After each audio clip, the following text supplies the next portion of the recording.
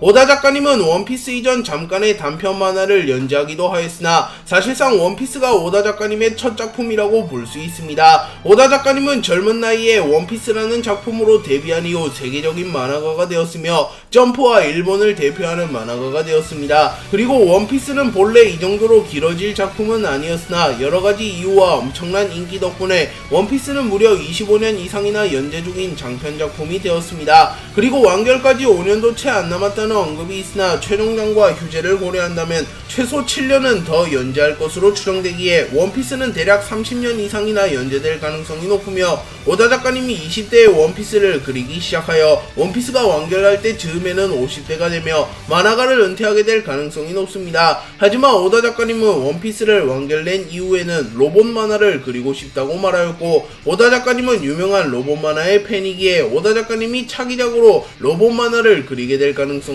존재합니다. 다만 오다 작가님이 다음 작품은 뭐가 되었던 간에 원피스처럼 장편작을 연재하지는 않을 것이며 단편작을 연재할 것이라고 말했기에 오다 작가님의 차기작은 단편 로봇 만화가 될 가능성이 높아 보입니다. 그리고 팬들은 원피스의 외전을 기대하고 있기에 어쩌면 오다 작가님이 원피스를 완결낸 이후 원피스에서는 다루지 못한 원피스와 관련된 이야기들을 그려낼 가능성도 존재하기에 오다 작가님의 차기작품도 기대가 됩니다. 세턴이 에그에 상륙한다는 방송이 울려 퍼진 이후 준장 이하는 이분을 보는 것도 용납되지 않는다 라는 경고가 담긴 방송 역시 울려 퍼집니다. 그리고 마법진에서 강력한 폭발이 일어났고 해군들은 당황하며 대체 뭐지 저 폭발? 오로성이라고 이 섬까지 온 건가? 라고 말합니다. 그리고 베가펑크는 세계 최고의 권력자, 아무튼 도망치자, 꽉 잡아라 라고 말하며 재빠르게 도망치는 모습을 보입니다. 그리고 마법진 속에서 누군가 등장했고 쌍디는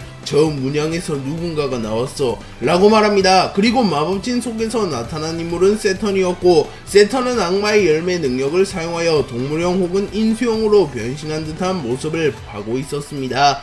그리고 세턴의 주변에는 검은 구름 같은 게 있으며 이는 동물계 악마의 열매를 각성하면 나타나는 현상입니다. 그리고 준장 이하의 해병 한 명이 세턴을 바라보며 뭐야 저건 괴물이잖아 라고 말했고 동료 해병은 그만해 뭔진 모르지만 저게 분명 이라고 말하며 자신의 동료를 말려보려 합니다. 하지만 결국 세턴을 똑바로 쳐다본 해병은 머리가 폭발하며 사망해버립니다. 그리고 이때 세턴이 능력을 사용하는 듯한 묘사가 나오기에 해병의 머리가 폭발한 이유는 세턴의 능력에 의한 것이라고 볼 수 있습니다. 그리고 세턴은 지상인가 오랜만이로구나 라고 말합니다. 천룡인들을 건드리지 못하는 데에는 많은 이유가 있습니다. 그리고 가장 큰 이유는 천룡인을 건드리면 반드시 해군대장이 출동한다는 법칙이 있기 때문인데요. 해군대장은 신세계에서도 손에 꼽히는 강자들이며 사왕, 드래곤, 미호크 정도를 제외하면 1대1로 해군대장을 잡아낼 만한 인물이 없습니다. 그리고 해군대장이 2명 이상 출동하게 된다면 사왕조차도 감당할 수 없을 것이며 전성기 로저나 흰수염 정도만이 상대할 수 있을 것입니다. 그렇게 웬만한 이들은 해군대장의 존재 때문에 천룡인들을 건드리지조차 못합니다. 실제로 성격이 매우 더러운 초신성들이나 해적들, 세상 물정을 잘 모르는 아이들조차도 천룡인을 건드리면 반드시 사망하거나 일족이 멸해진다는 것을 알기에 천룡인의 심기를 거스르지 않으려 합니다. 베가펑크는 루피에게 와노쿠니에 나타난 새로운 용에 대하여 물었고 루피는 모모노스케를 떠올립니다. 그리고 베가펑크는 자신이 새롭게 탄생시킨 물고기 열매 모델 청룡을 먹은 인물이 모모노스케임을 깨달았으며 모모노스케가 실패한 악마의 열매를 먹었다고 말합니다. 그러자 루피는 그래서 그 녀석이 카이도우처럼 된 거구나. 아니야 성공했어. 불도 뿜고 힘도 셌어. 지금 와노쿠니의 수호신이야. 그걸 만든 거야. 쩐다. 라고 말하자 베가펑크는 혹시나 자신의 실험이 성공했을지 기대하며 루피에게 모모노스케가 변신하면 무슨 색이 되냐고 물었고 루피는 분홍색이라고 대답합니다. 그러자 베가펑크는 분노하며 거봐 대실패다 라고 말하며 자책합니다. 그렇게 이 장면을 보면 베가펑크는 완벽주의자임을 알 수 있으며 색깔이 다른 것조차 용납하지 못하는 것을 알 수 있습니다. 행콕은 과거 아마존 릴리에서 태어났으며 어린 시절부터 자신의 동생들인 보아 썬더소니아, 보아 마리골드와 같이 지냈습니다. 그리고 로저가 대해적 시대를 개막하자 행콕은 강한 소녀가 되어 대해적이 되고 싶어하는 모습을 보였습니다. 그러나 12세 시절 전사 수업을 받던 도중에 세계 귀족들로부터 납치당하게 되었고 행콕은 천룡인들에게 팔려가 천룡인들의 노예가 되었습니다. 또한 천룡인들은 행콕과 뱀자매에게 천룡인들의 노예에게 하사하는 낙인인 하늘을 달리는 용의 발굽을 낙인 찍어버렸고 그날 이후 행콕은 남성을 혐오하게 되었으며 극심한 트라우마에 시달리게 되었습니다. 또한 행콕은 어린 시절부터 대적이 되겠다는 목표가 있었으며 밝고 명령한 소녀였음에도 천룡인의 노예가 된 이후에는 삶의 의지를 반쯤 놓아버렸고 무기력한 삶을 살아가게 되었습니다. 키드가 먹은 악마의 열매는 초인계 악마의 열매 자기자기 열매입니다. 자기자기 열매를 먹게 되면 능력자의 신체에 자기력을 부여하게 되며 자기력을 컨트롤할 수 있는 능력을 가지게 됩니다. 그래서 키드는 자기자기 열매의 능력을 이용하여 철이나 금속과 같은 물질을 모아서 공격하거나 자신의 팔이나 무기처럼 활용하여 공격하는 모습을 연출합니다. 그리고 키드는 악마의 열매 각성에도 성공하며 생명체에도 자기력을 부여할 수 있게 되며 그야말로 사기적인 능력을 연출합니다. 키드는 와노쿠니에서 빅맘과의 대결에서 어사인 펑크 크래시 등을 사용하여 빅맘을 몰아붙였으며 강철 풍선이라고 불리우는 빅맘조차도 키드의 능력이 발동된 이후에는 속수무책으로 당하는 모습을 연출하였기에 자기자기 열매는 매우 사기적이라는 것을 알 수 있습니다. 하지만 주변에 금속이 없다면 자기자기 열매의 능력을 활용할 수 있는 경우의 수가 현저하게 떨어지기에 이는 키드의 치명적인 약점이라고 볼 수 있습니다. 비스타의 이명은 화검입니다. 일부 독자들은 화검이라는 뜻이 불화자를 사용하여 비스타가 불꽃을 활용하여 전투하는 인물이라고 착각하는데 비스타의 화검은 꽃화자를 사용하여 화검이라는 이명이 붙었습니다. 그리고 비스타는 자신의 이명처럼 꽃을 활용하여 전투하며 특히 장미를 자주 활용하여 전투하는 모습을 연출하였습니다. 그리고 비스타는 미호크와의 전투에서 로즈론도를 사용하여 장미를 사용하여 공격한 이후 미호크가 이를 막아서자 이번에는 어떤 꽃을 피워볼까 라고 말하는 장면이 있기에 비스타는 장미가 아닌 다른 종류의 꽃들도 활용할 수 있을 가능성이 높습니다.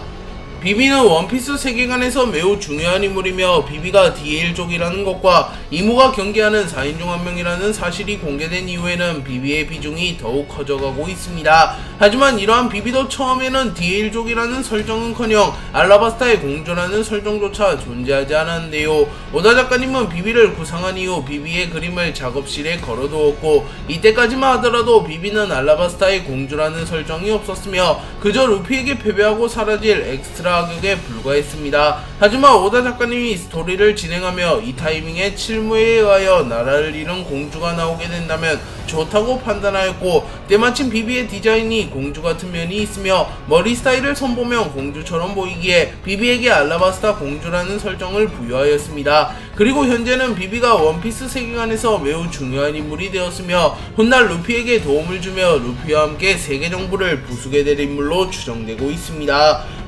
프랑키는 자아가 있는 인간이긴 하지만 전신을 개조한 사이보그입니다. 그래서 프랑키의 몸은 웬만한 강철보다 단단하며 무려 사왕 빅맘에게도 타격을 줄 수 있을 만큼 단단한 내구도의 몸을 소유했습니다. 그래서 프랑키는 굳이 무장색 패기를 수련하지 않았으며 패기가 없음에도 불구하고 사사키를 잡아내는 저력을 연출하였습니다. 그리고 프랑키의 몸이 움직이는데 필요한 연료는 기름이나 화학 물질이 아닌 콜라이기에 프랑키는 늘 콜라를 갈구하는 모습을 연출합니다. 그래서 써니오 어딘가에는 대량 콜라 창고가 있다는 설이 있으며 프랑키가 나미로부터 용돈을 받아 대부분 콜라를 사는데 투자한다는 설도 존재합니다.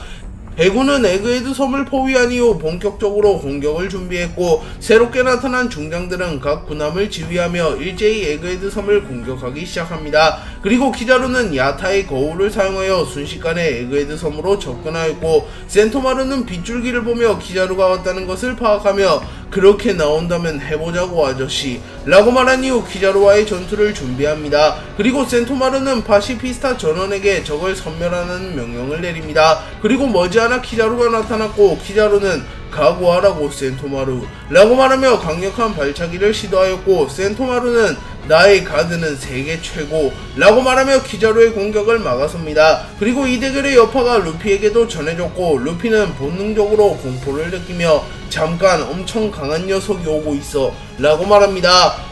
해군이 에이스의 공개 처형을 발표한 이후 해군은 흰수염 해적단과의 전쟁을 앞두게 되었고 해군본부의 최고 전력 아오키지 역시 이 전쟁에 참전하게 되었습니다. 그리고 해군의 예상대로 흰수염이 마린포드에 나타났고 흰수염은 얼마나 오랜만인가 센고쿠, 내가 사랑하는 아들은 잘 있겠지 라고 물은 뒤 곧바로 흔들흔들 열매의 능력을 사용하여 마린포드 전체를 뒤집을 만한 크기의 헤이를 생성합니다. 그리고 센고쿠가 거푸조차 흰수염의 흔들흔들 열매의 능력을 경계하는 모습을 보였습니다. 그리고 코비와 헤르메포는 흰수염의 헤일이 마린포드를 덮쳐오는 것을 보고 매우 놀라는 모습을 연출합니다. 하지만 그 순간 아오키지가 공중으로 날아오른 뒤 아이스에이지를 사용하여 흰수염이 생성한 헤일을 순식간에 얼려버렸습니다. 그리고 이때 만약 아오키지가 없었더라면 흰수염의 해진을 막을 만한 인물이 없었기에 해군본부는 순식간에 수장될 뻔하였습니다. 그리고 이때 아오키지가 사용한 아이스에이지는 엄청난 임팩트를 남겼고 현재까지도 아오키지를 상징하는 기술로 평가받고 있습니다. 그리고 아이스에이지를 사용하여 흰수염의 헤일을 막은 이후 기세가 등등해진 아오키지는 곧바로 흰수염에게 다가가 흰수염을 잡아내려 했으나 흰수염은 흔들흔들 열매 능력을 사용하여 아오키지를 제지하였고 아오키지는 바다에 떨어지게 되었고 순식간에 마린포드 주변의 바다가 모조리 얼어붙게 되었습니다.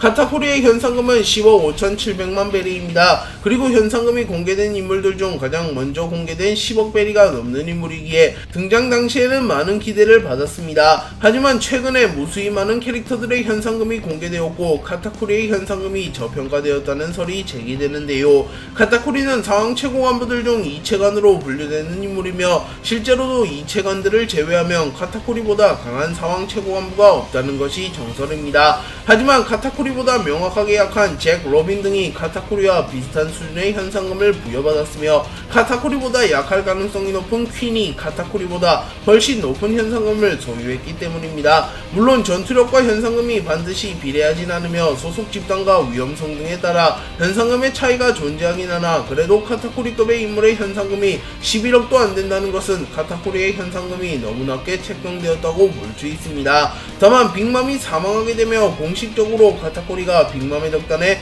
차기 선장이 확정된다면 카타쿠리는 순식간에 현상금이 상승할 것으로 추정되며 어쩌면 단번에 15억 베리가 넘는 현상금을 기록할 수도 있습니다.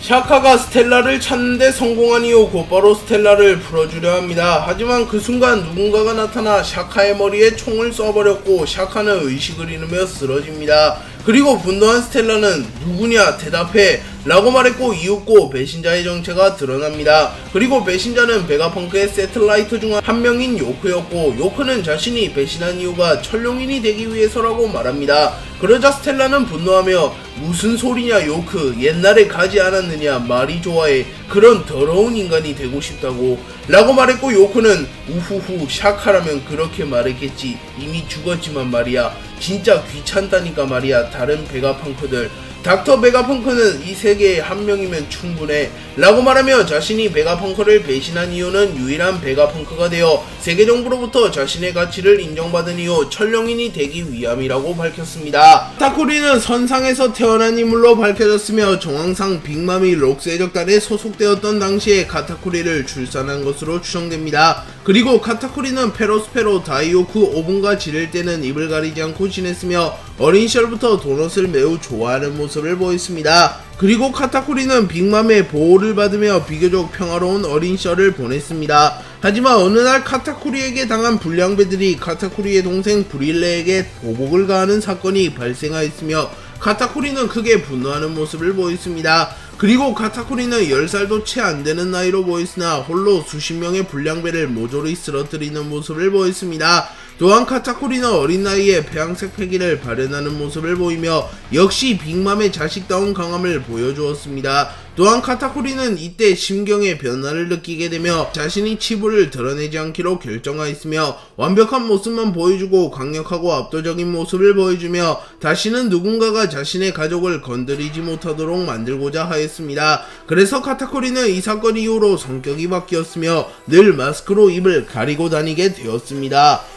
루피와 조로는 세라핌들을 상대하기 위하여 루치카쿠와 임시동맹을 맺었고 꽤나 준수한 콤비를 보이며 세라핌들을 원콤내나 싶었습니다. 하지만 세라핌들은 괴랄한 회복력을 선보이며 다시 부활하였고 루피와 루치는 꽤나 오랫동안 세라핀 쿠마를 공격하였으나 세라핀 쿠마는 오뚜기 마냥 계속하여 다시 일어섰고 루피는 대체 뭐야 이 녀석들 이라고 말합니다. 또한 조로와 카쿠도 계속하여 세라핀 미호크를 공격하였으나 세라핀 미호크는 쓰러지지 않았습니다. 그리고 루피는 당황하며 뭐야 너무 빨리 일어나잖아 적당히 하라고 너희가 카이도우냐 라고 말합니다. 그리고 카이도우는 현재까지 루피가 상대한 적들 중 맷집과 회복력만큼은 당연코 1등이며 원피스 세계관 최강의 맷집 캐중 한 명인데 루피가 세라핌을 보며 카이도우를 떠올린 것을 보면 세라핌의 방어력이 매우 강함을 알 수 있으며 상황급 강자와 상황 최고 간부급의 강자들의 협공으로도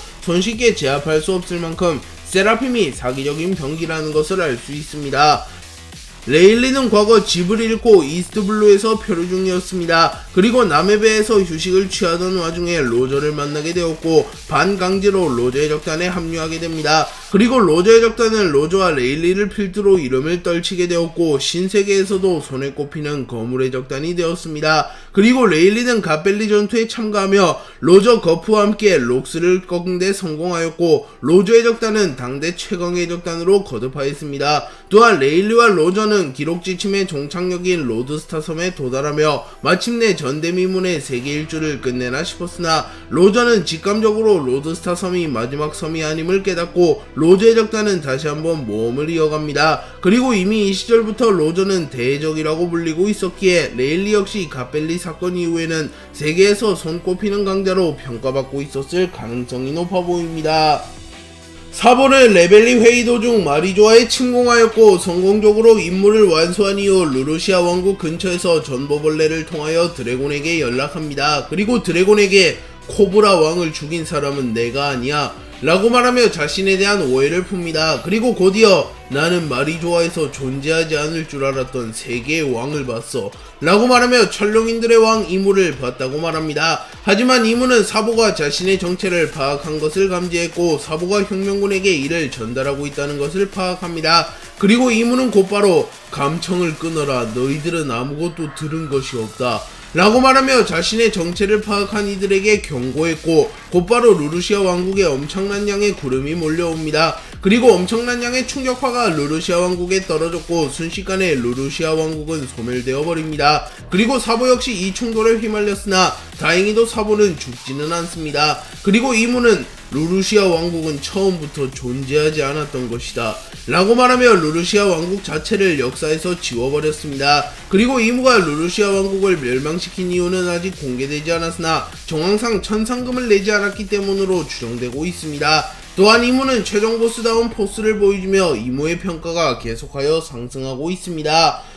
세계정부는 흰수염과의 전면전을 앞둔 이후 모든 칠무회를 소집하여 반드시 전쟁에 참전할 것을 요구했으나 징베는 흰수염에게 빚이 있었기에 차마 흰수염을 적대시할 수는 없었고 정상결전에 참전하는 것을 거부하다가 결국 임펠다운 레벨 6에 갇히게 됩니다. 징베는 칠무회가 된 이후 오랜 기간 칠무회 칭호를 유지하였으나 떠오르는 신성 에이스와의 대결에서 판정패를 당하였습니다. 그리고 오랜 기간 별다른 활동이 없다가 정상결전이 발발하게 되었고 세계정부에서는 칠무회를 소집한 뒤 해군의 편에서 정상결전에 참전하라고 말합니다. 하지만 징베는 흰수염에게 은혜를 입었기에 이를 거부했고 결국 임펠다운에 수감되게 됩니다.